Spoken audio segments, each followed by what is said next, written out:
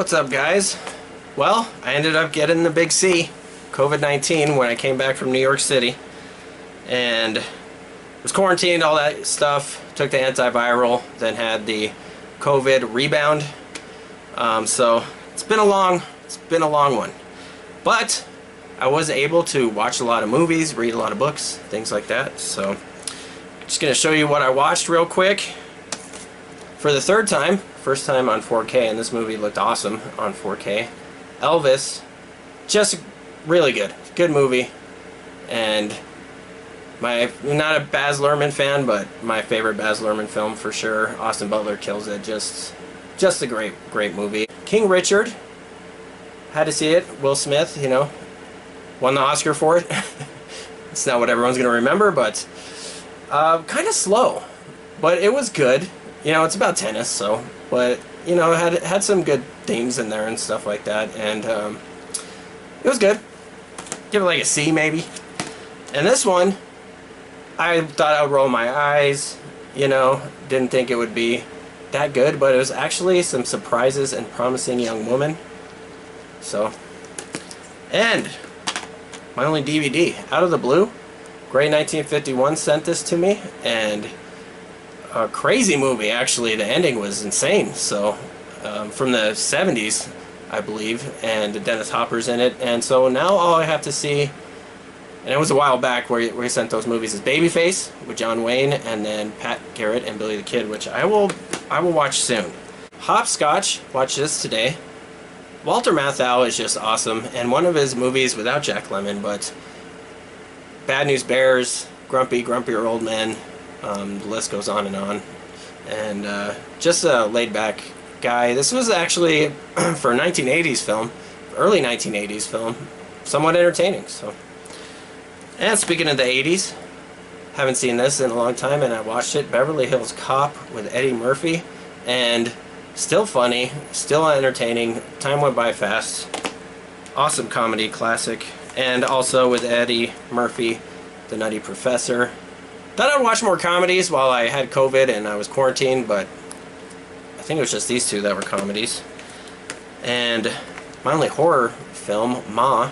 Octavia Spencer does awesome in this. She's probably the only good part of this movie, but it was okay for a horror movie, you know. And The New Mutants.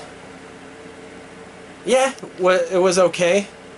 Anya Taylor-Joy's in it, and she's a great actress. And she's usually been in, you know, The Queen's Gambit, The Witch, you name it. She's in some very good movies. This one was so-so. And probably the worst movie I watched while I had COVID, Sorry to Bother You. I almost didn't finish this. Armie Hammer's in it, and I guess he's going through some stuff. There's like a TV show about him, and it's not looking good for him. But anyways, acting was good. But the premise of the movie and the story was just ridiculous. It was just insanely ridiculous. So, alright. Along with watching various South Park episodes and It's Always Sunny in Philadelphia, usually at night, just to kind of cheer me up, I was reading. And I finished The Subtle Art of Not Giving a F by Mark Manson. Really good book. Eye-opening and jaw-dropping. I mean, read this book if you haven't read it. It's popular, but this is a book. I have never reread a book except for one part of Blood and Thunder, but anyways, this book I might reread at some point. Really good. And started reading this one. Is just from Graceland, I think. I don't think you can get it anywhere else, but it's Elvis Presley's first girlfriend, high school girlfriend. She's depicted in the movie. I realized like the second or third time I watched it, early in the movie, but so far so good, you know, not bad. And after I might read along with Unlocked, is Under the Banner of Heaven by John Krakauer, who wrote Into the Wild.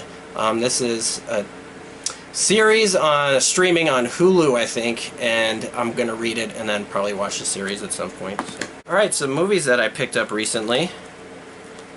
Mrs. Harris Goes to Paris. It was only like $12, and I wanted to see it in theaters and never got around to it. It looks like a throwback from like the 50s or 60s. Came with a nice slip, and I'm gonna watch this tonight for sure. Watched Elvis last night, so looks fun. And kind of reminds me, you know, like I said, 50s, 60s, like an Audrey Hepburn type movie. So I'm going to definitely check this one out. Avatar 2009. It was re-released in theaters. I probably am going to go see it in 3D sometime soon. I saw it in 3D at the time in 2009 and only saw it for like 10-15 minutes because the person I was with was not doing well with the 3D. So, but I saw this movie, I believe, on DVD a while back, and the new one's coming out, and this movie made as much money as Don't Worry Darling, the new one by Olivia Wilde, and I was gonna go see that, but of course I didn't. I'll see it at some point, probably in theaters, but didn't do too well. This has a, I don't know what that is. Alright. Nice. Has some discs here. And people love this movie. I mean, it was for its time technical achievements, you know, so James Cameron. So, and the new Avatar, I don't know what it's Avatar Water something, but the trailer looked, I mean, visually stunning. So, good burger. $14.99, and it, before I opened it, came slightly dented, but I'm not, oh, there's, ooh, ouch, actually. I don't know if you can see that, but right after I opened it, I saw it. And this is not in good shape. this Steelbook is not in good shape.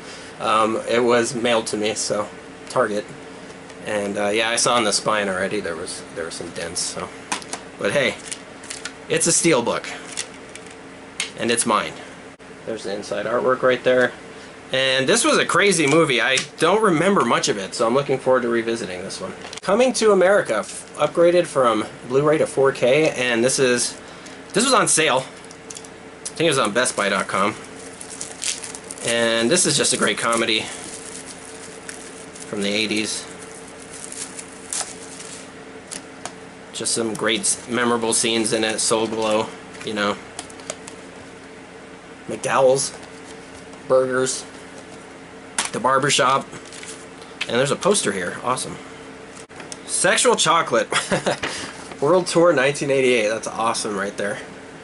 Yeah, just a great comedy. And picked this one up not too long ago. E.T. It was out in theaters and I missed it. 40th anniversary. And if there are any 40th anniversary editions available on 4K, I'll get it. But the 35th anniversary, I think, is still available on Amazon, if I'm not mistaken. But this is sweet. Right here. Iconic. Spielberg. There's the discs right there. Blu-ray disc, awesome. Classic film, highly influential, great inside artwork. Can't ask for anything more. Alright guys, that is it for this COVID-19 special edition video. Have a good one, and I'll see you next time.